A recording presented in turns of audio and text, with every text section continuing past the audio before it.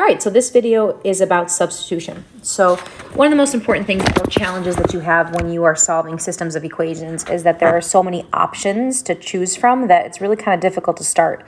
How do you know which method you have to pick?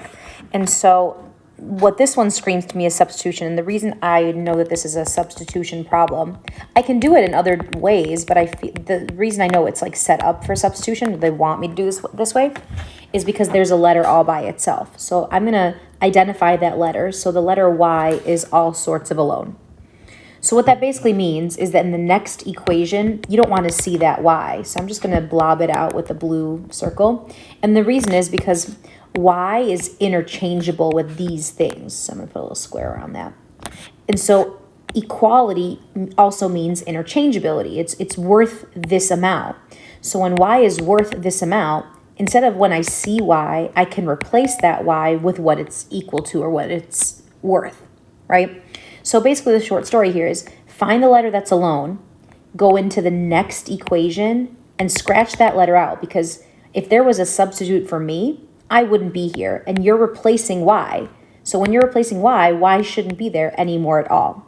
And now in place of that blue circle, remember what really is secretly hanging out there is a Y. But I don't want to see a Y there. Instead, I want to see the substitute for Y.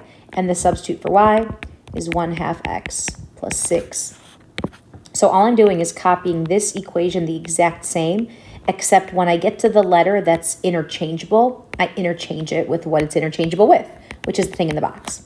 And then I'm going to keep copying. 11 equals sign, kind of looks like 11 sideways, equals -6. And that's where I got this crazy long statement from basically merging these two ideas together. Find what's alone. In the other equation, replace that thing with what it's equal to in the original equation. And then it's algebra 1. Then it's just distributing, combining like terms. So 2 times 1/2 is 1. So 4x minus sign. 2 times 1/2 is 1. So I can write the 1 there. Bring down the x. -2 times 6. I'll put the arrows in just in case you want.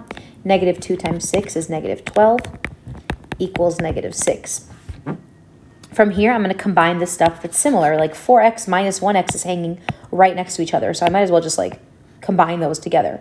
4x minus 1x, that would be 3x's, minus 12 equals -6.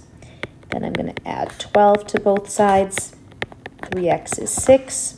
And I'm going to divide both sides by 3. So I know x is worth 2.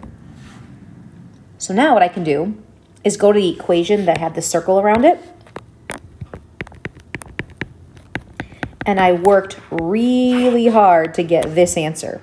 So if I worked really hard to get that answer, I'm going to use it in that equation. So all this means is exactly kind of what we did here, which is when you see x, you can interchange x with 2.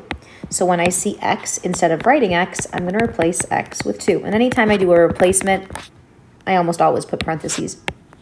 1/2 of 2, 1/2 times 2 is 1. And 1 plus 6 is 7. So y must be worth 7. All right, let's do one more, just so you guys can kind of see the variety. And I'll go a little bit faster on this one since I already sort of explained it. Again, dead giveaway for substitution.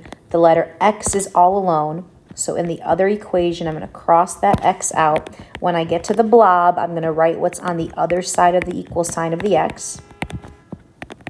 Things are happening near my house. Who knows? -2, blob is x is replaceable with this, so replace the blob with that. Plus sign, 4y equals 6. Distribute. -2 times 2 is -4 with a y. Watch your signs here. -2 times -3 is a +6, plus 4y equals 6. Combine my like terms, -4y and 4y, those are same but opposites. And as we know, same but opposites is going to give us 0. So if we merge these y's together, it actually turns out to be no y's at all. So what's left there is just the 6 equals 6. And now these are one of these fun conclusions, which is what happens when you get truth at the very end. Like, when does 6 equal 6? It equals 6 all the time. This is true always.